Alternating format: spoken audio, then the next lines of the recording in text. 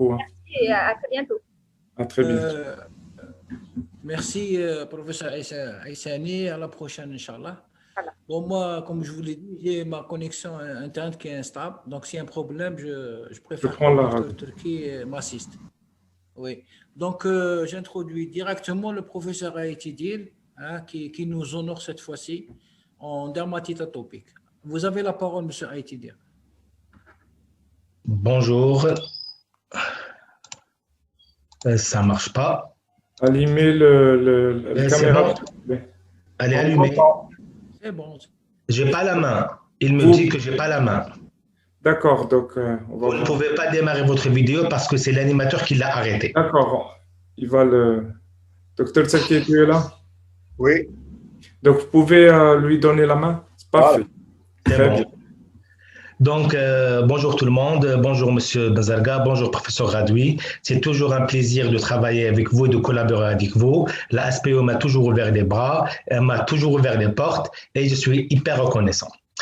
Tout d'abord, donc, je me prête bien évidemment, tout le monde me connaît, c'est le docteur Aïtidir, je suis maître de conférence. Et si je vous présente aujourd'hui la dermatite atopique, c'est parce que j'en ai fait mon sujet de thèse. Et d'ailleurs, c'est un sujet qui est très intéressant parce que il y a beaucoup de choses à connaître et qui sont simples à gérer. Donc, alors, on va tout d'abord faire un petit rappel sur la dermatite atopique chez l'enfant avant d'entamer donc le vif de la question. Donc, notre titre était, les dermocorticoïdes chez l'enfant en cas de dermatite atopique. Pourquoi les médecins ont cette phobie des dermocorticoïdes? Tout d'abord, il faudrait savoir que la dermatite atopique est une pathologie inflammatoire chronique, elle est récidivante et elle est très prurigineuse. Le prurite est un caractère majeur pour le diagnostic positif et elle évolue toujours par poussée-rémission. Le plus souvent, elle s'associe à une atopie personnelle et ou familiale. Tout d'abord, il faudrait savoir que c'est une pathologie qui touche beaucoup plus l'enfant de moins de 5 ans, surtout au cours de la première année. 25 à 30% persisteraient vers l'âge adulte. Probablement, il y a une prédominance masculine. C'est beaucoup plus la race blanche qui est touchée et c'est une pathologie qui touche beaucoup plus l'Occident, bien que l'épidémiologie tend à changer. La dermatite atopique existe sous deux types, sous deux endotypes. D'ailleurs, c'est une classification nouvelle. Donc, soit c'est une dermatite intrinsèque qui n'est pas allergique, ou une dermatite extrinsèque qui est d'origine allergique. Il faudrait savoir que la dermatite intrinsèque touche beaucoup plus l'enfant. Elle a un caractère beaucoup plus auto-humain. Et elle est caractérisée, contrairement à la dermatite extrinsèque, par un taux d'IgE normal ou bas et par un taux d'éosinophile qui est bas, bien évidemment avec des médiateurs cellulaires qui sont différents et des médiateurs chimiques, des interleukines notamment, qui sont différents par rapport à la dermatite extrinsèque. Mais ceci dit, la caractéristique majeure qui différencie entre les deux est l'atteinte de la barrière épidermique qui est présente en cas de dermatite extrinsèque et qui est plus ou moins absente en cas de dermatite intrinsèque. Tout d'abord, il faudrait savoir, bien évidemment, pour comprendre la dermatite atopique, il faudrait connaître un principe de base, la fonction barrière. C'est quoi la fonction barrière? La fonction barrière ou barrière épidermique est composée de, primo, d'une barrière de photoprotection qui est faite de mélanocytes et d'acide urocanique.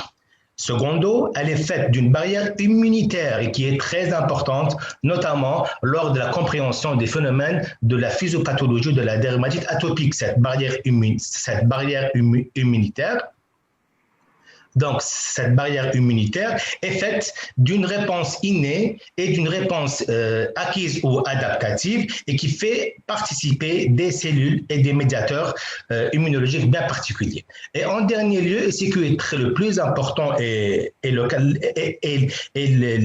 la caractéristique majeure en matière de dermatite atopique, c'est de comprendre c'est quoi la barrière de perméabilité. Cette barrière de perméabilité est faite d'une part du stratum corneum et d'une autre part des jonctions serrées. Ceci dit, pour aller plus en détail, cette barrière de perméabilité est caractérisée par une composante physique et une composante chimique. Si la composante physique primordiale, elle est constituée essentiellement de protéines, notamment la filagrine.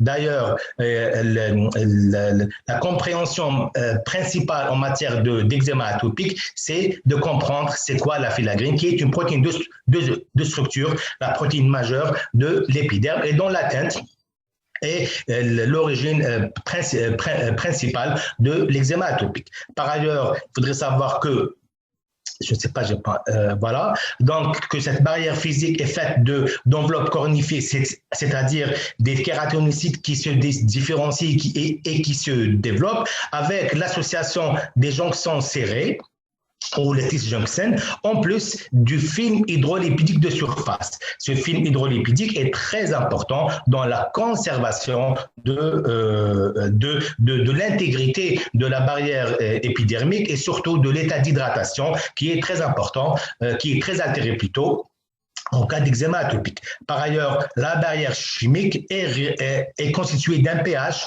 qui doit être physiologique, donc qui avoisine les pH neutres donc au niveau de la peau, et bien évidemment du peptide antimicrobien qui est très important vu ses caractéristiques immunologiques et anti-infectieuses.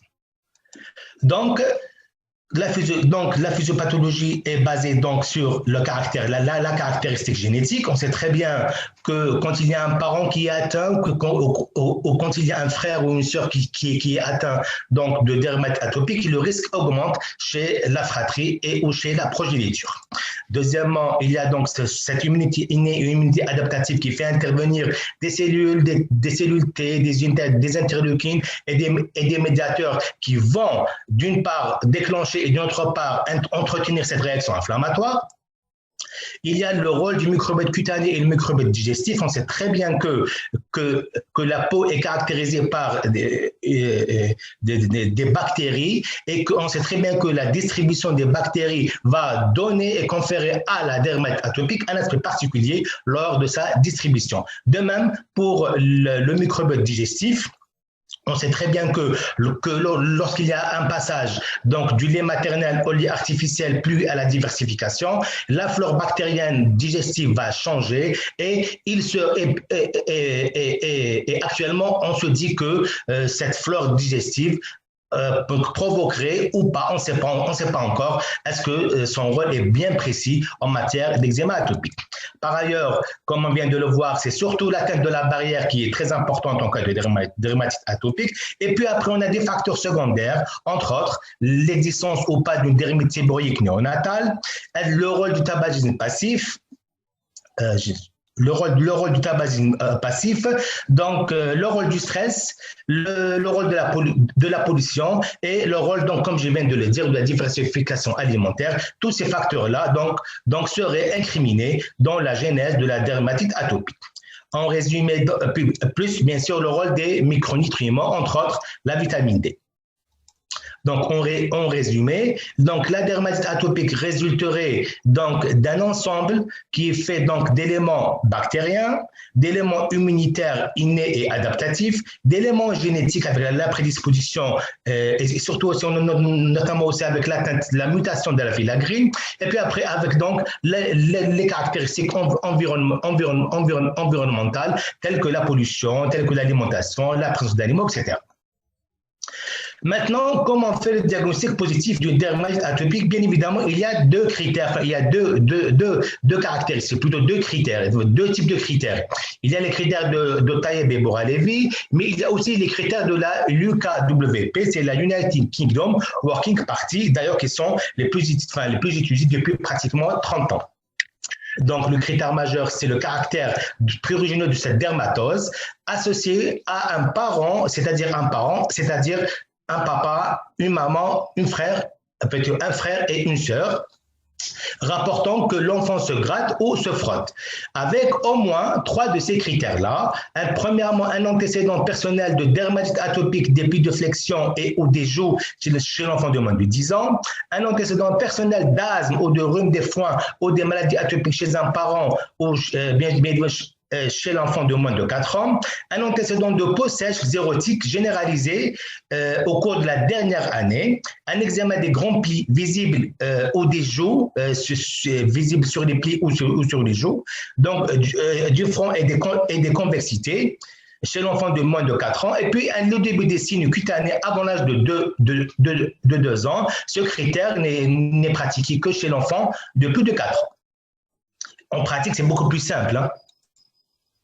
Là, on voit très bien, donc chez l'enfant, donc la forme, la distribution avec des lésions les plus communes, donc au niveau des convexités, comme vous voyez ici, au niveau du front, au niveau du visage, au niveau de la partie supérieure du thorax, de même au niveau en postérieur, sur le sommet du cuir chevelu, au niveau du cuir chevelu, donc au niveau de la région cervicale postérieure et au niveau des plis. Enfin, au niveau des plis du coude, enfin, la face d'extension, et au niveau de la face d'extension, au niveau du genou. Mais ces lésions-là vont, donc, comme vous voyez ici, une caractéristique très importante, c'est l'intégrité du siège. Voilà, et l'intégrité de la base du nez qui constituent des éléments importants pour le diagnostic d'une dermatite atopique. Donc, ces lésions vont évoluer à l'âge adulte, comme vous voyez ici, même chez l'enfant plus grand et chez l'adulte, avec une caractéristique très importante, c'est la lésion typique des lésions au niveau cervical antérieur, au niveau des plis des coudes, bien sûr des plis antérieurs, au niveau des poignets et au niveau des creux poplités. Là, c'est des lésions qui sont typiques, hein. Donc, je reviens aussi pour signer quelques éléments qui sont aussi importants, comme par exemple le signe de Denis Morgan au niveau de la double paupière, inférieure. On peut avoir aussi des signes, par exemple, comme des lésions numulaires isolées ou des lésions numulaires diffuses, etc.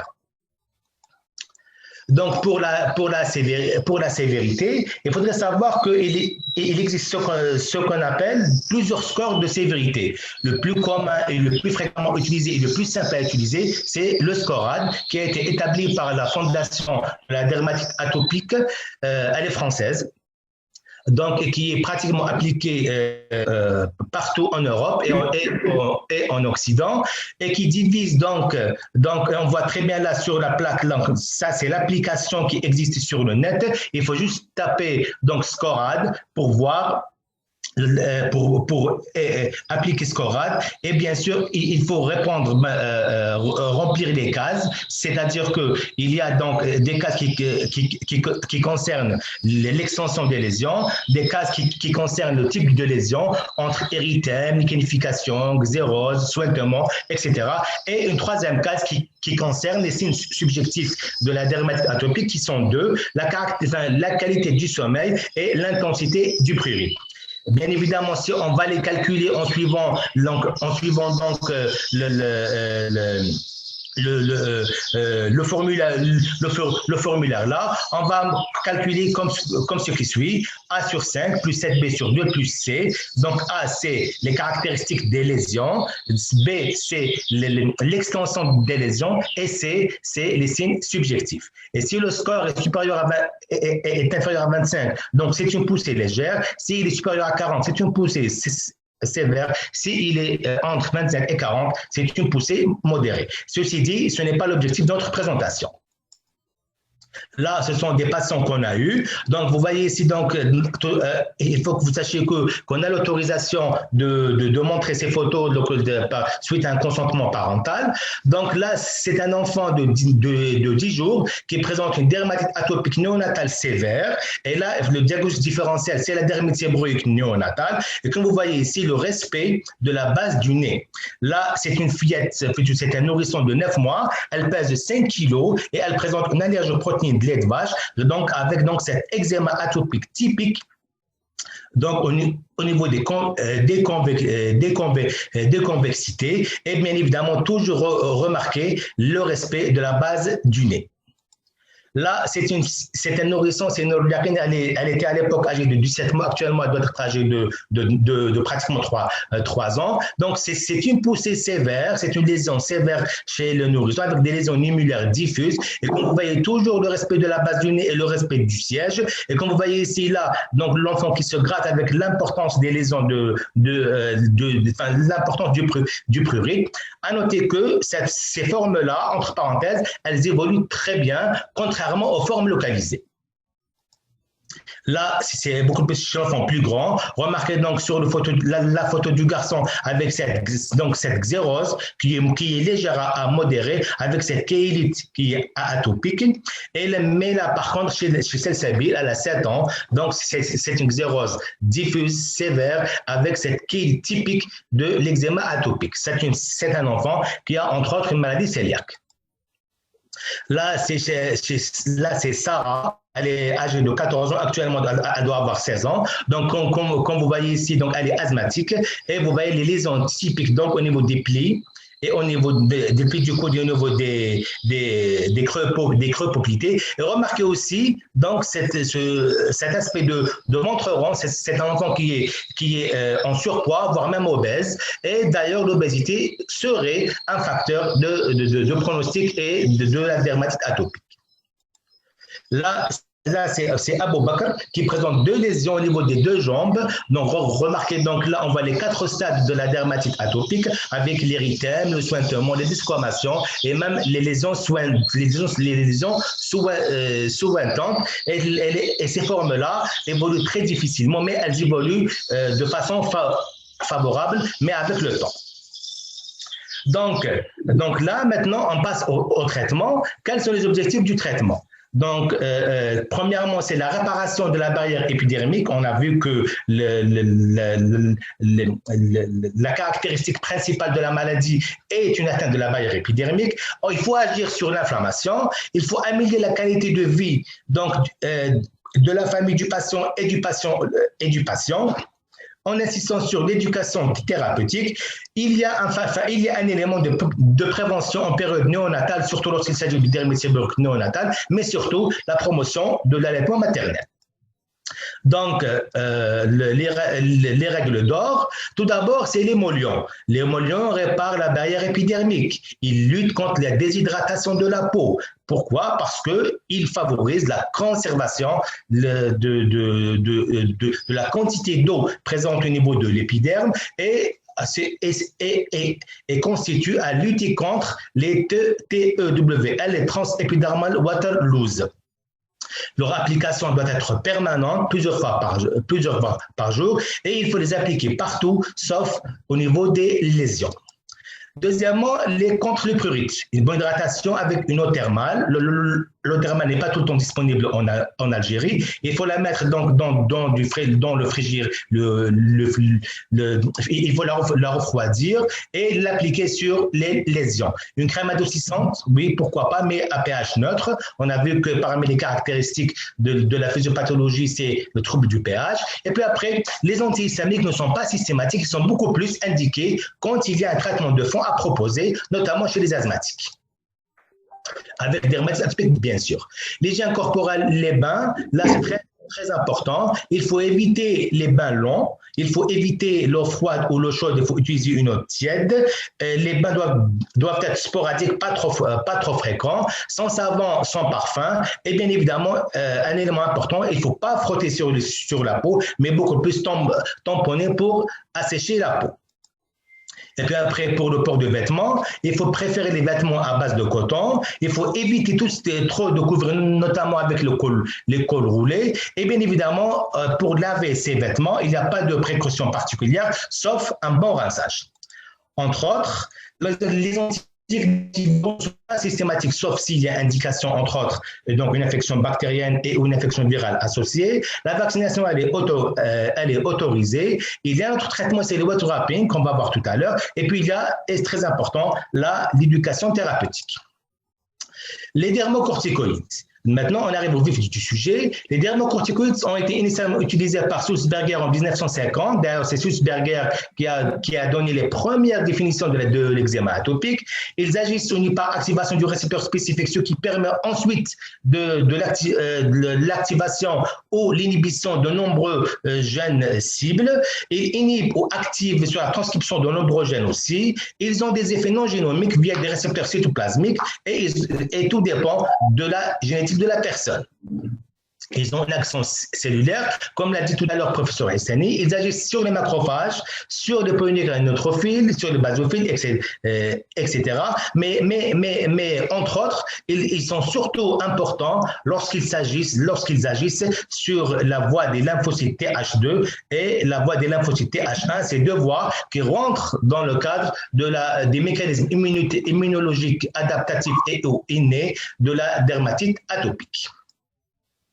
Sur le plan pharmacodynamique, ils sont anti-inflammatoires vu leur action vasoconstrictrice.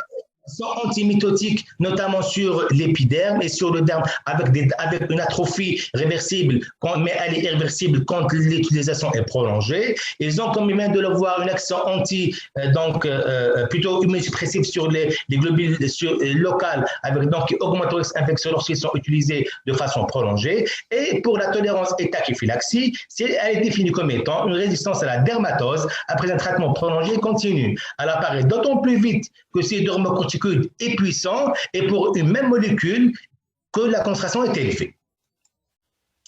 La biodisponibilité, c'est leur pénétration dans les couches profondes de la peau et ça dépend de la caractéristique de la peau, de son pH, de l'extension des lésions, etc.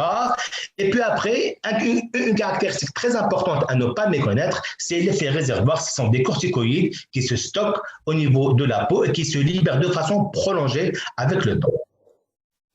Ils sont classés en quatre classes. Vous avez donc, selon leur activité anti-inflammatoire, en classe très forte, classe 4, classe moyenne forte, classe 3, classe modérée, classe 2, et classe faible ou activité anti-inflammatoire faible, c'est la classe 1. Là, ce sont des exemples. Le type 1, la classe 1, c'est le clobétasol. Et pardon, je me suis trompé, c'est inversé. Hein. Là, c'est la classe 4. C'est le clobétasol qui est très puissant, d'ailleurs qui est très peu utilisé en pédiatrie. Moi, personnellement, je l'ai utilisé qu'une seule fois chez un patient, mais on utilise beaucoup plus en pédiatrie la classe 2 ou la classe 3, mais c'est beaucoup plus la classe modérée, la classe 3 qui est utilisée. Donc là, je répète, c'est pas 1, 2, 3, 4, mais c'est 4, 3, 2, 1. Donc, comment on utilise ces dermocorticoïdes? Ils sont utilisés selon l'âge, la sévérité de la lésion, des lésions, la localisation et l'extension des lésions.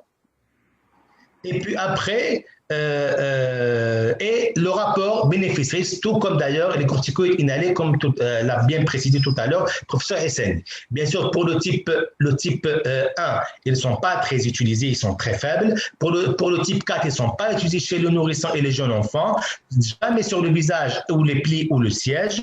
Le plus souvent, on utilise le type 2 à 3. Le type 2 est autorisé sur le visage, les plis et les zones génitales et même chez le nourrisson. Là, c'est très important.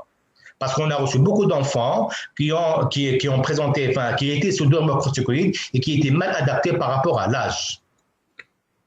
Qu'est-ce qui est non autorisé? Donc, l'application, il faudrait les appliquer une fois par jour jusqu'à disparition des lésions. Ce qui n'est pas autorisé. Les dermocorticoïdes en même temps que les émollients. Pourquoi? Parce qu'on risque de diluer le corticoïde dans l'émollient, donc on va le surutiliser. Deuxièmement, il faut éviter les préparations de dermocorticoïdes en officine et il faudrait éviter l'association avec d'autres principes actifs. Il y a un médicament dont je ne vais pas citer le nom qui contient et un corticoïde et un antibiotique et un antimycosique et qui est très utilisé par nos confrères et qui ne doit pas être utilisé en pédiatrie que lors des indications bien particulières. Il n'y a pas de dose maximale, donc là, c'est l'appréciation du clinicien. Il n'y a pas de durée limitée, ça dépend donc de l'évolution des lésions. Avant, on arrêtait ces dermocorticoïdes de façon dégressive, actuellement non. On les arrête une fois les lésions ont disparu. Jamais un dermocorticoïde fort sur le visage ou sur le siège ou sur les plis du nourrisson, éviter le dermocorticoïde niveau puissant, toujours commencer par un niveau faible pour augmenter progressivement. Par contre, deux remarques très importantes, donc jamais de corticothérapie orale en cas de dermatite atopique donc chez l'enfant. On a reçu 2 ou 3 enfants qui étaient sous corticothérapie orale et c'était des enfants dans un état piteux, suite à cette utilisation prolongée des dermocorticoïdes oraux, et puis plutôt des corticoïdes oraux, et puis après, attention, toujours vérifier l'existence ou pas d'une infection virale. Donc là, ce sont les 9 consignes qu'il faut toujours respecter et éviter en cas d'utilisation de dermocorticoïdes. Là, c'est un enfant, donc on a eu une consultation et qui avait une dermatite atopique modérée à modérée et chez qui donc, il y a donc plusieurs modes d'automédication, de corticothérapie orale. Remarquez donc, il avait utilisé du 10 gouttes kilo de Célestin par jour et donc là, il y a eu aggravation de sa dermatite atopique avec même l'apparition d'une obésité cushingoïde. Ce qui est autorisé par contre en matière de dermocorticoïdes, sur les lésions sointantes ou les lésions du pli, utiliser une crème. Sur les lésions sèches ou liquénifiées, utiliser une pommade parce qu'elle est grasse. Sur les dermocorticoïdes faibles doivent être utilisés sur le visage, le pli, le siège et chez le nourrisson. Monter de façon crescendo. Si échec d'un traitement, monter progressivement vers l'autre palier. Bien évidemment, il faudrait appliquer la règle de la phalangette. C'est quoi la règle de la phalangette? Pardon. Donc, la règle de la phalangette, c'est comme vous voyez ici, la phalangette est une unité de mesure qui a été proposée, la phalangette.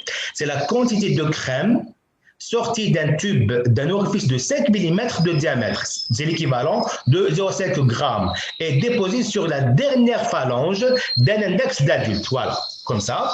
Et qui permet de traiter une surface cutanée équivalente à la surface de 2 mains adultes. Donc, ce qui est important. Et là, c'est un tableau qui est grosso modo illustratif des différentes concentrations, de quantité plutôt, qu'on peut donner suivant la règle de la phalangette. Par contre, le dernier élément à savoir, c'est étaler en couche fine après le bain. Il faudrait que la peau soit propre ou sur une peau encore peu humide. Pourquoi? Parce qu'avec la présence de cette eau, ça va encore améliorer la pénétration et l'action des dermocorticoïdes. Là, donc, on est arrivé donc grosso modo aux indications de dermocorticoïdes. Comme vous voyez ici, avant 3 mois, donc les dermocorticoïdes utilisés sont les dermocorticoïdes modérés.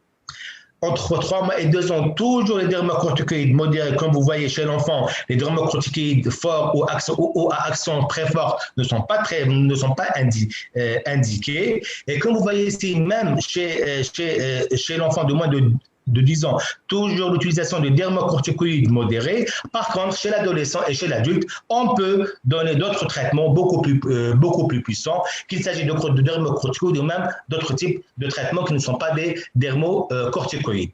Mais ce qui est remarquable ici, c'est comme vous voyez là, voilà, donc c'est surtout, il y a 2 éléments qui se répètent de façon continuelle, c'est l'éducation thérapeutique et l'émollient. Éducation thérapeutique et l'émollient. Éducation thérapeutique et l'émollient. Éducation thérapeutique et l'émollient, quel que soit l'âge de notre patient. Là, je vous ai ramené quelques exemples. Là, c'est un enfant de 14 ans, Islam, qui avait une allergie aux protéines d'élevage avec cette dermatite atopique au niveau du siège qui est atypique. D'ailleurs, quand on a une dermatite atopique siège au niveau du siège, il faut l'explorer. Après traitement dermocorticoïde, nettoyage total des lésions, pratiquement quelques jours après. Là, c'est Sarah, elle a 4 mois, c'est une dermatose inflammatoire, donc plutôt atopique au niveau typique du nourrisson. Après, donc, dermocorticoïde, amélioration au bout de 15 jours. Là, il y a juste une petite remarque à donner. On n'utilise pas dans ces cas-là une antibiothérapie ou un traitement antiviral, qu'il soit général ou qu'il soit local, parce que les dermocorticoïdes ont une action anti-infectieuse. Même si elle est modérée, mais elle y est, et et leur action suite à l'activation du peptide antimicrobien va agir contre le staphylocoque qui est le germe le plus incriminé en cas de dermatite atopique. Là, c'est comme on l'a vu tout à l'heure, c'est Norliaquin, avec donc l'évolution des lésions sur dermocorticoïdes modérés. Et comme vous voyez, il y a le nettoyage total. Là, c'est Amir, donc là, il était en poussée légère, puis il avait compliqué avec une poussée modérée, plutôt jusqu'à une poussée sévère. Remarquez donc, c'est le signe donc de Denis Morgan. Et remarquez donc l'extension des lésions au niveau de la région cervicale antérieure et au niveau de la région labiale. La base du nez est toujours respectée. Dans ce cas-là, on a même évoqué une infection staphylococcique qui s'est améliorée après traitement. Traitement écodermocorticoïde et antibiothérapie orale. Là, c'est le même enfant. Regardez donc l'évolution des lésions. Et puis là, c'est Ishaq qui a 4 ans. C'est un patient qui m'a été adressé pour allergie alimentaire, dermatite atopique et allergie à l'herbe. C'est un enfant, dès qu'il touche l'herbe, il fait sa réaction inflammatoire. Donc là, je n'ai pas caché ses yeux pour que vous puissiez voir la tête oculaire. Bien évidemment, on peut avoir une conjonctivite allergique en cas de dermatite atopique.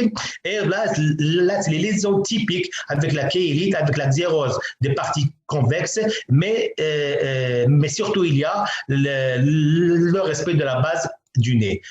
Après traitement corticoïde seul, très bonne amélioration. Là, c'est Abou Bakr.